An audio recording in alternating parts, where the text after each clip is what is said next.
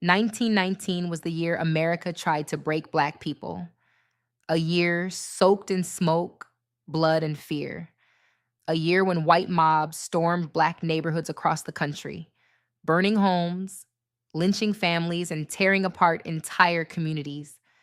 They called it riots, but the truth is simple. This was a coordinated attack on Black progress. This was the summer they tried to break us. Black soldiers had returned from World War I with medals on their chests and dignity in their stride. They had fought for democracy overseas, only to come home to a country that refused to see them as human. Their uniforms, their pride, their confidence, these things terrified white America because a confident Black man in uniform was a symbol of something dangerous: Black progress. And in a system built on fear and control, Black progress was treated like a threat. White workers feared losing jobs to Black migrants. White politicians feared losing power.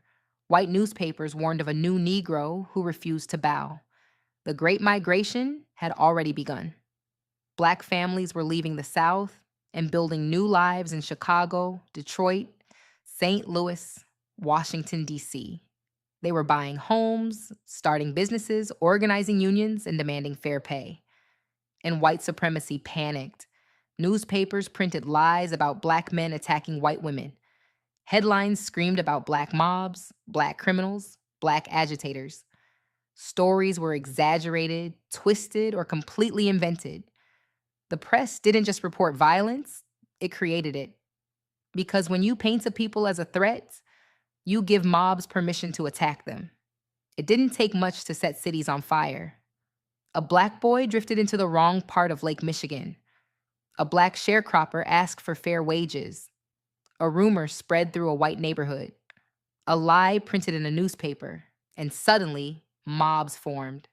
Gunshots echoed. Homes burned. Bodies fell. Black neighborhoods became battlegrounds. In Elaine, Arkansas, Black farmers gathered to demand fair pay for their cotton. They were unarmed. They were peaceful. They were simply asking to be treated like human beings. White planters responded with rifles. Sheriffs joined them. Federal troops were called in. Over 100 Black men, women, and children were slaughtered. Some hunted in the woods. Some shot in their homes. Some never found. Elaine became one of the deadliest racial massacres in American history. In Chicago, a Black teenager named Eugene Williams drifted into a whites-only beach. He was stoned in the water until he drowned. When Black residents demanded justice, police refused to arrest the white man responsible. The city exploded. For 13 days, Chicago burned. 38 people died. Hundreds were injured. Thousands were left homeless. White mobs stormed Black neighborhoods. Black veterans fought back. It was urban warfare. In Washington, D.C., white soldiers and police officers formed mobs and attacked Black residents. But this time, Black people fought back. Many were veterans. They defended their homes. They protected their families. They refused to run. For the first time, Black resistance changed the outcome. In Omaha, Nebraska, a Black man named Will Brown was falsely accused of assault. A mob stormed the courthouse. They lynched him. They burned his body. They dragged him through the streets. The mayor was nearly lynched trying to stop them. This was not justice. This was terror. Police joined mobs. Sheriffs handed out weapons. National Guard units protected white neighborhoods while Black communities burned. The message was clear. Black life was disposable. Black progress was punishable. Black resistance was unforgivable. When the smoke cleared, entire Black neighborhoods were gone. Families were displaced. Businesses destroyed. Churches burned. Bodies buried in unmarked graves. But something else happened too. Black people refused to be broken. After the Red Summer, thousands of Black families packed their bags and left. They boarded trains heading north and west. They carried trauma, but also hope. The Great Migration wasn't just about jobs. It was about survival. It was about dignity. It was about refusing to live in fear. The Red Summer changed America. It strengthened the NAACP. It fueled Black journalism. It inspired new movements for justice. It exposed the truth. Whenever Black people rose, white supremacy struck back. But we rose anyway. This episode is not the end, it is the beginning. Because every city had its own story, its own heroes, its own scars. And in the next chapter of Black Justice Untold, we're going to uncover them one by one. Chicago, Elaine; Washington, D.C., Omaha; Knoxville, Longview, Charleston, Bisbee, and more. This was the summer they tried to break Black people, but they failed because we are still here. We remember, we resist, we rise. New York in 1919 was a stage, bright, loud, crowded, and hungry for attention. Every street felt like a performance, every neighborhood a world of its own. And in the middle of it all, Harlem was rising.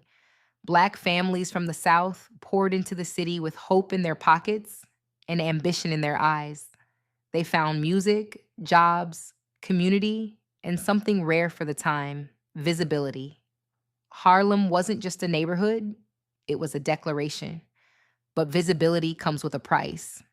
White New Yorkers watched Harlem grow with a mix of fascination and fear. They saw Black soldiers returning from the war wearing their uniforms with pride. They saw Black newspapers gaining influence. They saw Black businesses thriving in ways they never expected. And jealousy began to simmer. The spark came in July when a Black man was accused of insulting a white woman on the street, a familiar lie used in city after city during the Red Summer. Crowds formed, rumors spread, and suddenly, New York, the city that prided itself on sophistication, looked just like every other American city in 1919. White mobs gathered near the Tenderloin district, shouting threats and daring Black residents to step outside. Police flooded the streets, but their presence only made things worse. They pushed Black residents back, arrested them without cause, and treated Harlem like a problem to be contained. But New York was different. Black residents didn't run, they didn't hide. They stood their ground, not with weapons, but with numbers, unity, and the confidence that came from finally being seen. Harlem residents confronted the mobs with a force the city didn't expect. They protected their blocks. They shielded their families. They refused to let New York turn them into victims, and the city took notice. Newspapers tried to twist the story, blaming rowdy Negro crowds for the violence. But Black journalists fired back, exposing the truth in print for the entire nation to read. For the first time, the narrative wasn't controlled by fear. It was challenged by fact. New York's riot didn't last long. It didn't leave the same scars as Chicago or Washington, but it revealed something powerful. Harlem wasn't just surviving the Red Summer. It was shaping the future. The city that wanted to be seen finally saw the truth, that Black New Yorkers were not a threat, not a burden, not a problem to be solved. They were a community rising in plain sight, and no amount of jealousy could dim their light. They tried to erase. In the summer of 1919, America was on edge, and 12 cities were about to become battlegrounds. This was the season when the heat wasn't just in the weather. It was in the streets, the neighborhoods, and the people who lived through it. Washington, D.C. set the tone. Ambition, power, and the first clash before the journey even began. Baltimore brought the real. No filters, no pretending. The first honest argument cracked the surface. Philadelphia turned up the pressure. Pride and ego collided in front of a crowd that never forgot. Atlantic City tested loyalty, temptation, nightlife, and decisions that changed everything. New York demanded attention. Everyone wanted the spotlight. Not everyone could handle it. Newark slowed things down. Conversations got deeper. Accountability finally caught up. Charlotte softened the edges. Romance grew. Feelings got real. And a love triangle took shape. Atlanta exploded. Big personalities, big energy, and the biggest blow-up of the summer. Miami tried to wash it all away, but the past followed them to the beach. Houston shifted everything. New alliances formed. Old ones fell apart. New Orleans brought the truth: culture, emotion, and confessions no one expected. And when the journey returned to Washington, D.C., nothing was the same. This wasn't just a trip, it was a test. And not everyone passed. Red Summer. Cities burn. Stories revealed. The story doesn't end here. This is only the beginning. He had crossed an ocean to fight a war that was not his own. He had crawled through the mud of France, breathed the poison air of the trenches, and carried the dead on his shoulders, all under a flag that had never fully claimed him. In the summer of 1919, he stepped off the train at Union Station in Washington, D.C. He was home, but home had not changed. Home had only sharpened its teeth. Washington, D.C. was a city of contradictions. President Woodrow Wilson had proclaimed the 4th of July that year a celebration of freedom extended to the whole world. But within his own capital, that freedom had a color line. Black residents, teachers, porters, clerks, and veterans lived in the Southwest Quadrant, in the alleys behind Grand Avenues, in the shadows of monuments built by their ancestors' hands. Yet, there was another Washington. In the LaDroit Park neighborhood, near Howard University, a thriving Black intellectual community had taken root. Howard students had torn down the whites-only gates of LaDroit Park back in 1888, claiming the neighborhood as their own. By 1919, it had become a fortress of Black achievement. This was the Washington that W.E.B. Du Bois wrote about, the Washington that believed the war would change everything. 380,000 Black men had served in the Great War. They fought under the French flag when America refused to let them fight under its own. They earned the Croix de Guerre. They bled for a nation that denied them a dignity upon their return. Du Bois captured their spirit in the crisis that spring. We return from fighting, we return fighting. Those words were not a threat, they were a promise. The match that lit the fire was not struck by a mob. It was set by ink. Washington's white-owned newspapers spent the summer publishing story after story about alleged crimes by Black men against white women. Some were real. Many were fabricated. All were designed to terrify. By July, the city was a powder keg, and the newspapers held the fuse. On the evening of July 18th, 1919, a young white woman named Elsie Stefnick walked home from the Bureau of Engraving and Printing. She claimed 2 Black men tried to take her umbrella.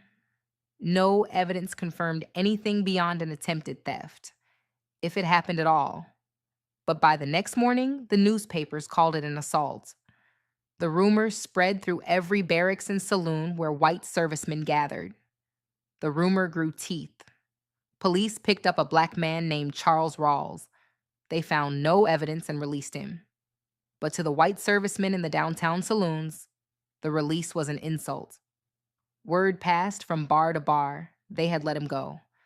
By Saturday night, the drinking turned to rage, and the rage began to walk. It was a hot Saturday night, July 19th, 1919, near the Knights of Columbus, hut at 7th and Pennsylvania Avenue. A mob of white sailors, soldiers, and Marines poured out of saloons and gathered by the hundreds. They crossed the National Mall, carrying pipes and lumber. Their destination was the Black Quarter. The mob swelled past 200. And the city's police did nothing. George Montgomery was 55 years old.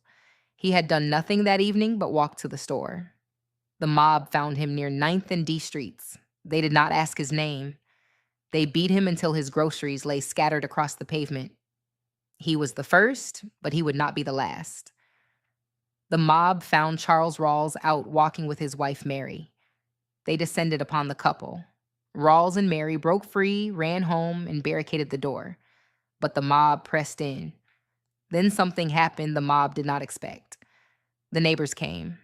Black men and women rallied to the Rawls' defense. A sailor fell wounded. The mob scattered. For the first time that night, the mob had met resistance. The police arrived, not to stop the mob, but to arrest the defenders. 2 white ringleaders were detained. 8 Black men were taken in. The imbalance was the message. By Sunday morning, Black families locked their doors. Mothers pulled children from stoops. Fathers sat near windows, watching streets they had once walked freely. By Sunday evening, mobs roamed Pennsylvania Avenue, pulling Black passengers from streetcars within sight of the White House. The police stood by. President Wilson offered no word. But in LaDroit Park, near Howard University, something shifted. Black veterans positioned themselves on rooftops. They formed blockades to protect the university and its residents. They had fought for democracy overseas. Now they would fight for survival at home. The Red Summer had come to the Capitol, and Black Washington refused to burn quietly. They tried to erase it. They tried to silence it. But we are still here, still telling the truth. If this episode challenged what you thought you knew, don't keep it to yourself. Push it forward. Start the conversation they tried to silence. This is Black Justice Untold. Please like, comment, share, and subscribe. Newark had always been a city that carried its history quietly. Brick row houses, narrow streets, and the steady rhythm of working class life shaped the days. But beneath that calm surface, the summer of 1919 pressed on the city like a weight. News of violence in Chicago, Washington, and Longview drifted north, and Newark felt the tension rising in its own neighborhoods. Black families who had come up from the South during the Great Migration brought with them hope and the memory of what they had escaped. They worked the rail lines, the factories, the docks. They built churches and social clubs. They carved out a life in a city that promised opportunity, but delivered it unevenly. And then came the night when Newark joined the long list of cities touched by the Red Summer. It began with a rumor, the kind that traveled fast and burned hot. A Black man had been accused of insulting a white woman. No evidence, no witnesses, just a whisper that grew legs. By dusk, a crowd had gathered outside a small storefront on Prince Street, shouting for someone to be dragged out and punished. But Newark was different. This time, the police didn't look away. This time, someone in authority refused to let the lie take root. A Black officer, one of the few on the force, stepped between the crowd and the door. His voice was steady, his posture unshaken. He told them the truth. There was no crime, no victim, no justification for what they were demanding. And when the mob pushed forward, he didn't retreat. He held the line. Behind him, Black residents watched from windows and porches, bracing for the violence they had seen in other cities. But instead of chaos, something unexpected happened. A white sergeant, a man known for following the rules more than following the crowd, backed the Black officer. He ordered the mob to disperse. He threatened arrests. He made it clear that Newark would not become another headline in the Red Summer. The crowd hesitated, then it broke. For the first time that season, accountability didn't come from protests or retaliation. It came from someone who had the power to stop the violence before it began. Someone who chose truth over fear. Someone who refused to let Newark fall into the same darkness that had swallowed so many other cities. In the days that followed, Newark's Black community reflected on what had happened. They knew the danger wasn't gone. They knew one moment of courage didn't erase decades of inequality. But they also knew this. Accountability was possible. It could happen in real time, not just in history books. The officer who stood his ground became a quiet symbol. Not a hero, but a reminder that the Red Summer wasn't just a season of violence. It was a season of choices. And in Newark, on that night, someone finally chose to do the right thing. Newark didn't escape the Red Summer untouched. But it proved that even in 1919, even in a nation on fire, accountability could still break through the smoke. Atlanta had always been a city that lived with its chest out, loud, proud, and unafraid of its own reflection. By the summer of 1919, the streets pulsed with ambition and tension in equal measure. Black soldiers returned from the Great War wearing uniforms that demanded respect, while white resentment simmered beneath the surface, waiting for the smallest spark to explode. The newspapers fanned the flames first. Headlines twisted rumors into weapons. painting black men as threats to the fragile order Atlanta tried to maintain. Each story added pressure to a city already stretched thin, and when the heat rose, Atlanta did what it always did. It erupted.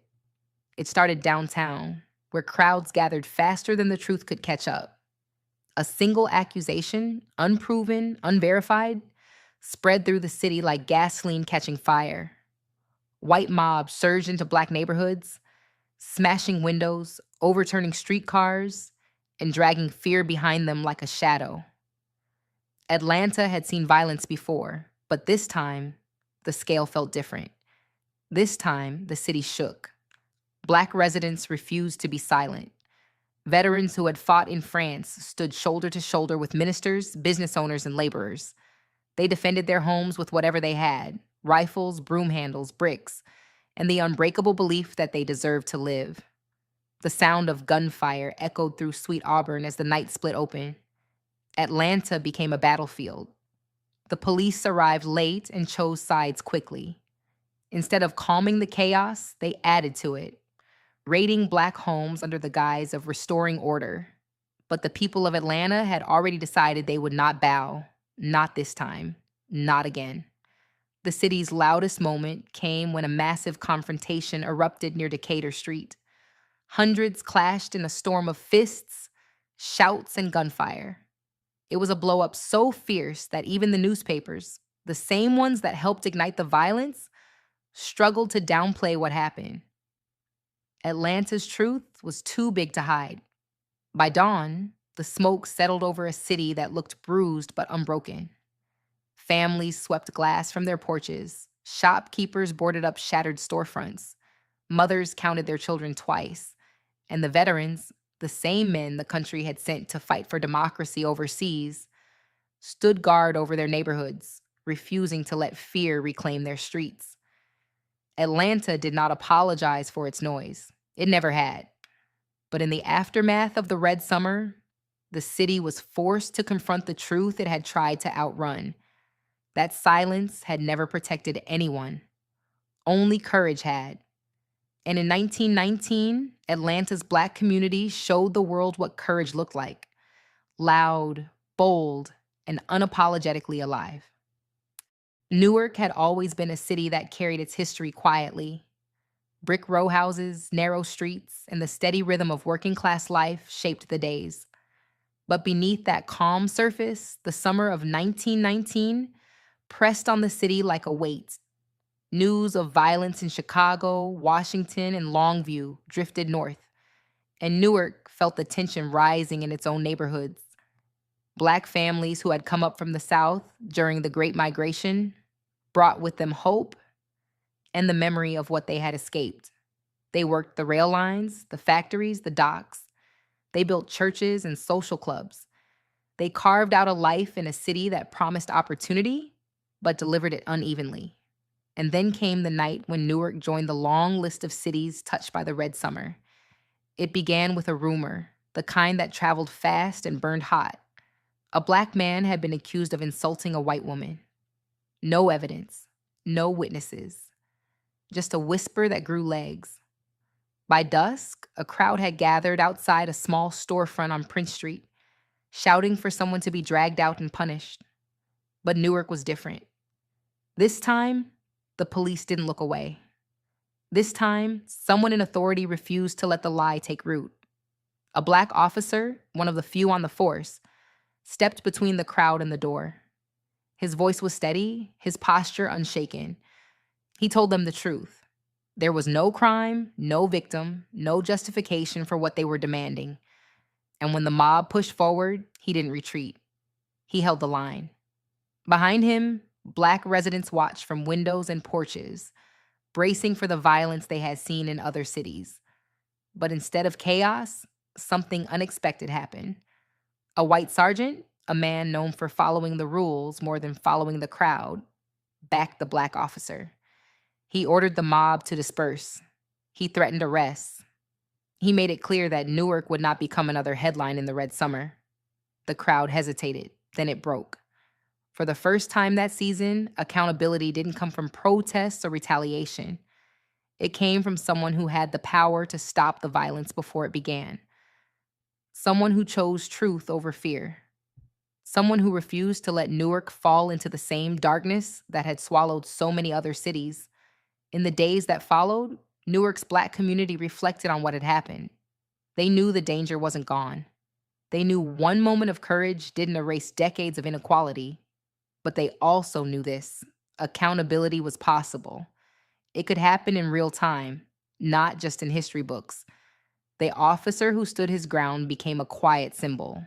Not a hero, but a reminder that the Red Summer wasn't just a season of violence, it was a season of choices. And in Newark, on that night, someone finally chose to do the right thing. Newark didn't escape the Red Summer untouched, but it proved that even in 1919, even in a nation on fire, accountability could still break through the smoke. They tried to. Atlanta had always been a city that lived with its chest out, loud, proud, and unafraid of its own reflection. By the summer of 1919, the streets pulsed with ambition and tension in equal measure. Black soldiers returned from the Great War wearing uniforms that demanded respect, while white resentment simmered beneath the surface, waiting for the smallest spark to explode. The newspapers fanned the flames first. Headlines twisted rumors into weapons, painting Black men as threats to the fragile order Atlanta tried to maintain. Each story added pressure to a city already stretched thin, and when the heat rose, Atlanta did what it always did. It erupted. It started downtown, where crowds gathered faster than the truth could catch up. A single accusation, unproven, unverified, spread through the city like gasoline catching fire. White mobs surged into Black neighborhoods, smashing windows, overturning streetcars, and dragging fear behind them like a shadow. Atlanta had seen violence before, but this time, the scale felt different. This time, the city shook. Black residents refused to be silent. Veterans who had fought in France stood shoulder to shoulder with ministers, business owners, and laborers. They defended their homes with whatever they had: rifles, broom handles, bricks, and the unbreakable belief that they deserved to live. The sound of gunfire echoed through Sweet Auburn as the night split open. Atlanta became a battlefield. The police arrived late and chose sides quickly. Instead of calming the chaos, they added to it, raiding Black homes under the guise of restoring order. But the people of Atlanta had already decided they would not bow. Not this time. Not again. The city's loudest moment came when a massive confrontation erupted near Decatur Street. Hundreds clashed in a storm of fists, shouts, and gunfire. It was a blow-up so fierce that even the newspapers, the same ones that helped ignite the violence, struggled to downplay what happened. Atlanta's truth was too big to hide. By dawn, the smoke settled over a city that looked bruised but unbroken. Families swept glass from their porches. Shopkeepers boarded up shattered storefronts. Mothers counted their children twice. And the veterans, the same men the country had sent to fight for democracy overseas, stood guard over their neighborhoods, refusing to let fear reclaim their streets. Atlanta did not apologize for its noise. It never had. But in the aftermath of the Red Summer, the city was forced to confront the truth it had tried to outrun. That silence had never protected anyone. Only courage had. And in 1919, Atlanta's Black community showed the world what courage looked like: loud, bold, and unapologetically alive. New Orleans in 1919 carried a rhythm all its own, a city of brass bands, riverboats, and night air thick with music. But beneath the sound of trumpets and laughter, another beat pulsed. Slow, tense, and controlled. A beat set not by musicians, but by police. The city remembered the name Robert Charles. 19 years earlier, his resistance had shaken New Orleans to its core. White leaders never forgot it. And in 1919, as Black veterans returned from World War I wearing their uniforms with pride, the city's fear returned with them. Police watched the docks closely. They watched the uniforms. They watched the medals, They watched the posture of men who had fought for democracy overseas and expected a measure of it at home. To the city's white leadership, these men were not heroes, they were warnings. New Orleans did not explode like Chicago or Washington. It simmered, it tightened, it controlled. Black neighborhoods like Treme and the back of town lived under constant surveillance. Police patrolled the streets not to keep peace, but to keep boundaries. A veteran walking too confidently could be stopped. A worker speaking too boldly could be questioned. A musician drawing too large a crowd could be dispersed. The city called it order, but everyone knew what it really was. Black longshoremen felt it on the docks.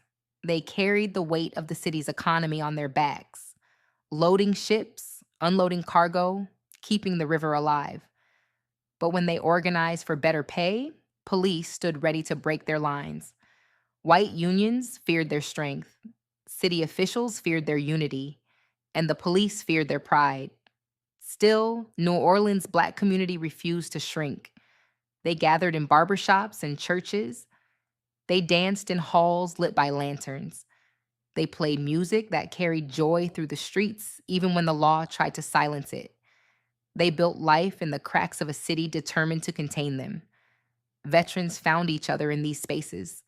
They shared stories of France, of fighting shoulder to shoulder, of being treated as men for the first time in their lives. And they shared the sting of returning home to a city that treated them as threats. New Orleans did not need a riot to reveal its truth.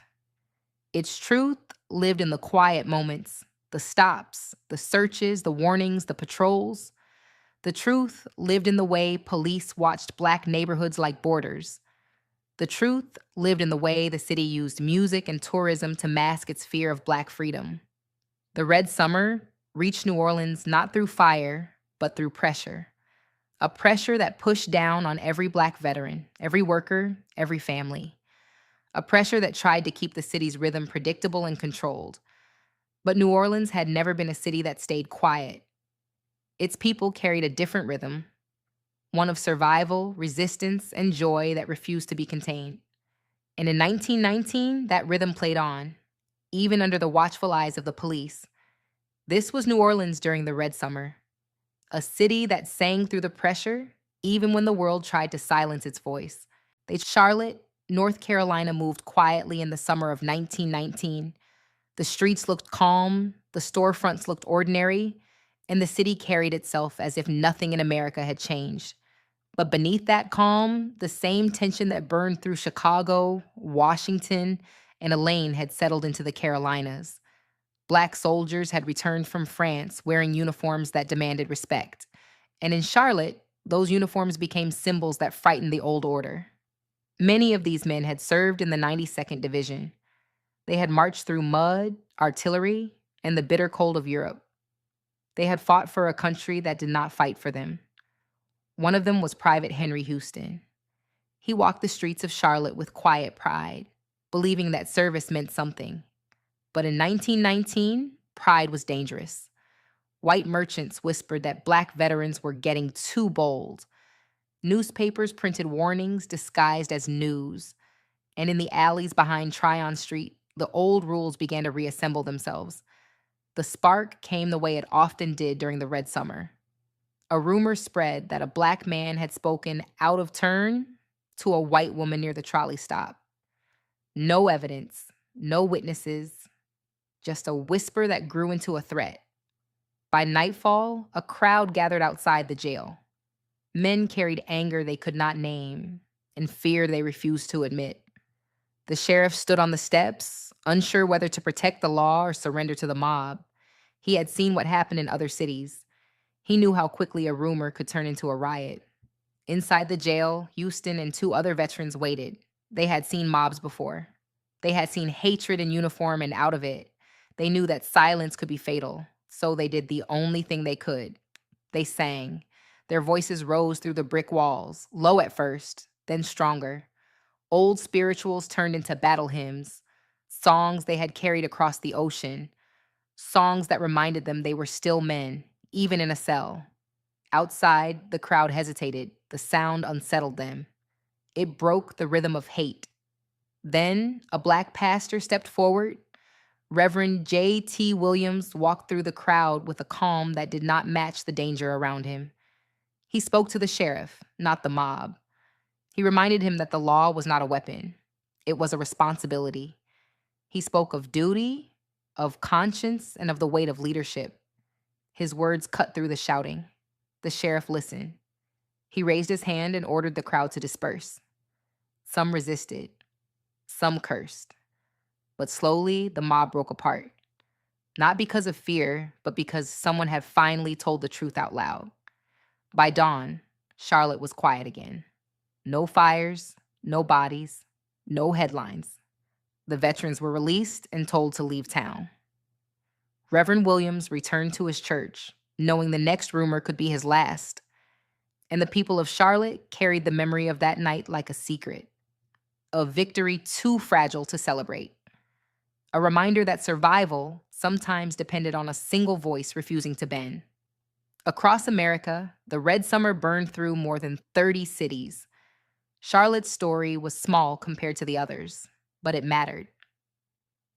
It showed that resistance did not always roar. Sometimes it whispered. Sometimes it stood in a doorway and refused to move. Sometimes it sang through the bars of a jail. And sometimes, in the heart of the South, it held a line long enough for morning to come. This was Charlotte, North Carolina. This was Red Summer, 1919. Miami in 1919 did not erupt in flames like Chicago or Washington.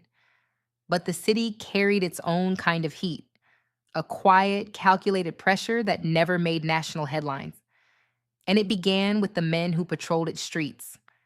Miami police walked their beats with a clear mission. Keep a black residents in their place, not through riots, not through mobs, but through constant surveillance, strict boundaries, and the threat of punishment for anyone who stepped outside the lines. Black veterans returning from World War I felt it immediately. They had survived trenches in France, only to be stopped, questioned, and searched on Miami streets for walking too boldly. Their uniforms, symbols of service and sacrifice, made them targets in a city terrified of black confidence. Miami sold itself as paradise, but paradise had rules. Black workers built the hotels, carried the luggage, cooked the meals, and kept the city running. Yet, they were forbidden from living in the very neighborhoods they sustained. When their shifts ended, police escorted them back across the tracks into Colored Town, later known as Overtown. This was Miami's version of Red Summer, containment instead of chaos. A city that avoided riots by tightening control. A city that watched the violence erupt across the nation and responded by doubling down on segregation, policing, and racial boundaries. And yet, within those boundaries, Black Miami created something powerful. Overtown pulsed with music, community, and culture, a world built from resilience, not permission. Families carved out joy where the city offered none. Veterans found brotherhood in the face of disrespect. Workers built a community that refused to be erased.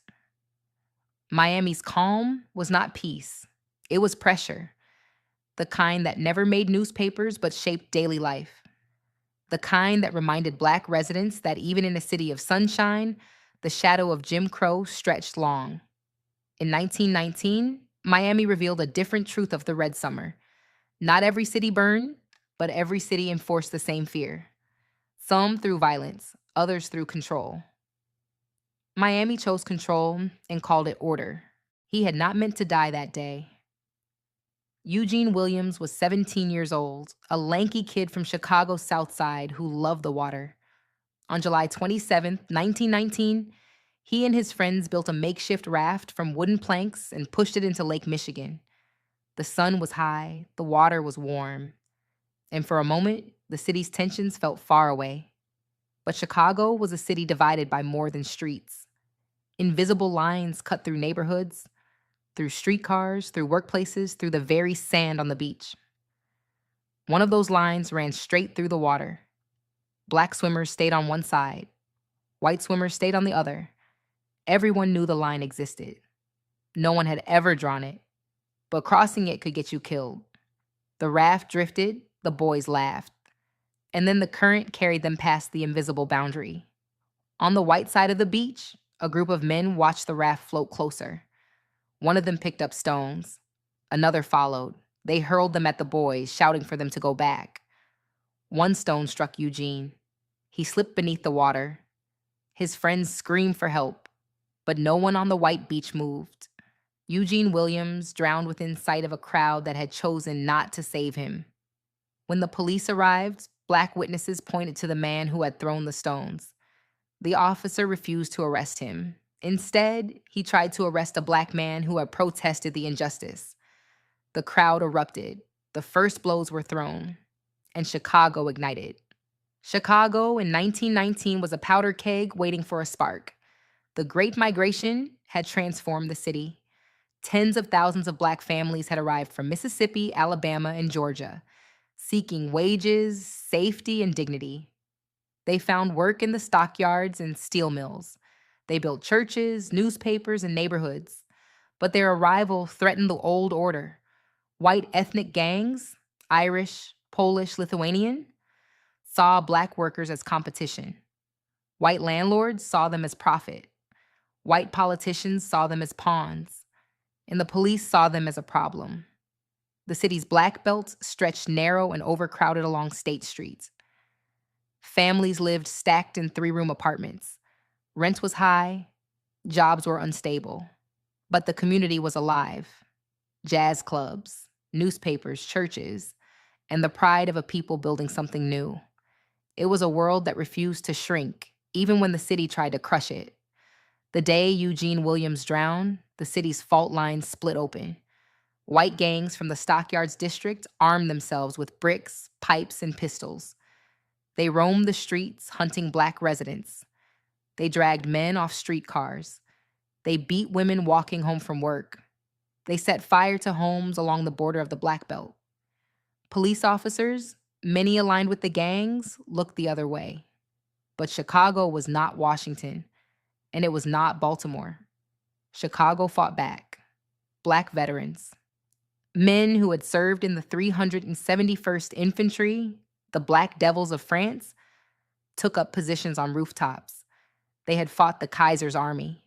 They would not bow to neighborhood gangs.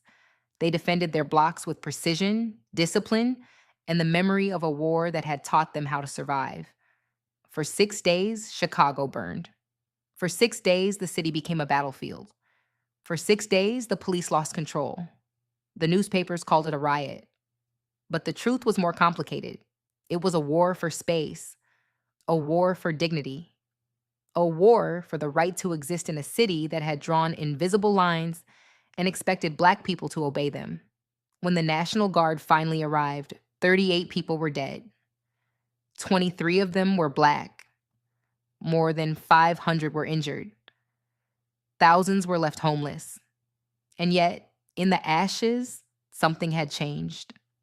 The Black Belt had not been pushed back. It had not been erased. It had not been broken.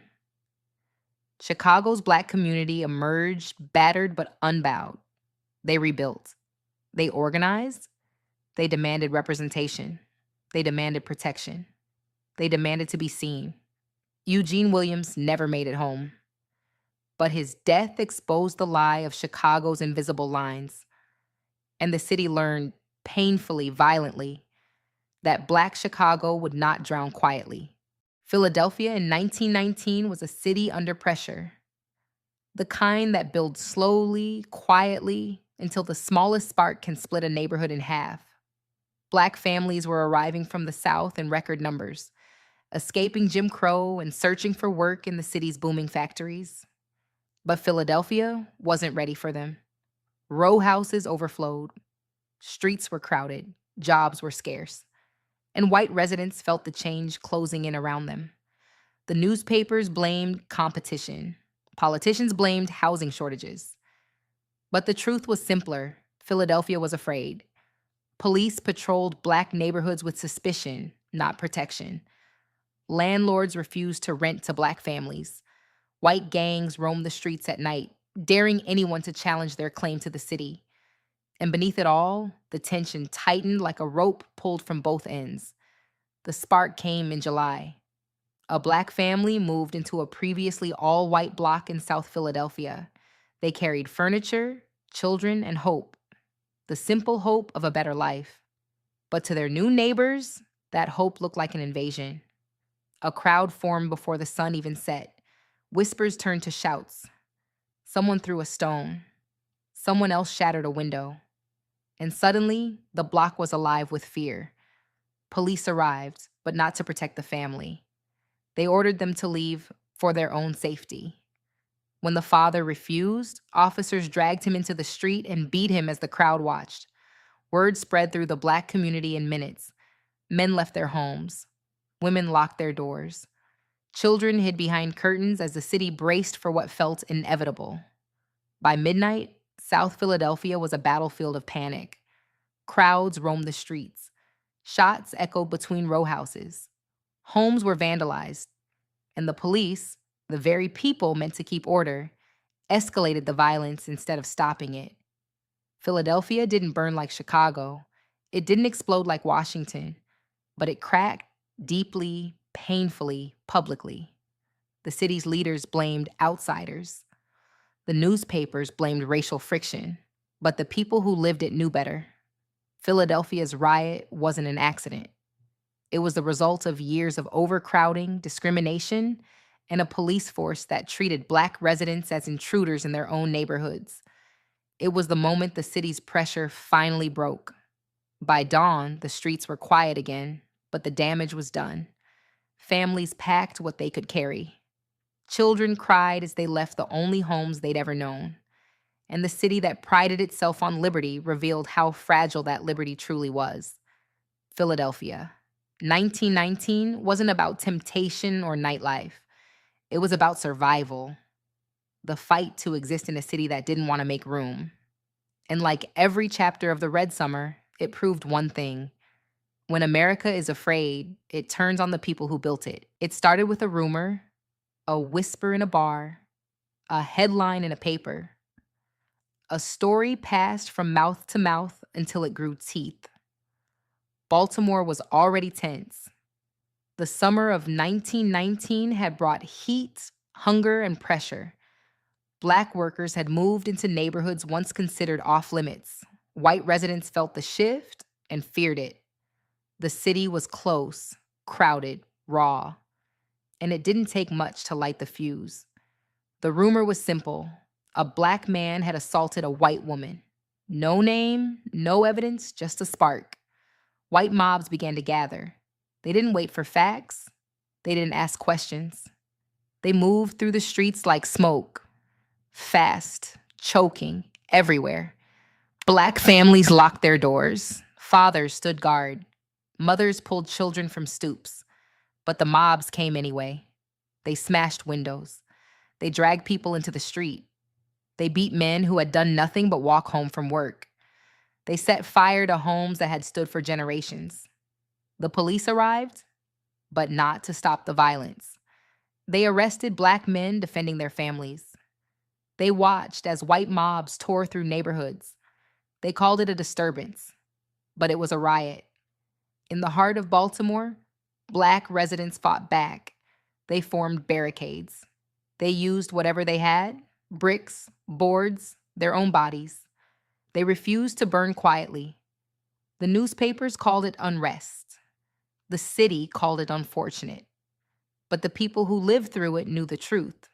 It was a war started by a rumor, a war fueled by silence, a war that turned neighbors into enemies. This was Baltimore in the Red Summer of 1919, where violence didn't need a reason, only a spark. They tried to erase it. They tried to silence it, but we are still here, still telling the truth. If this episode challenged what you thought you knew, don't keep it to yourself. Push it forward. Start the conversation they tried to silence. This is Black Justice Untold. Please like, comment, share, and subscribe.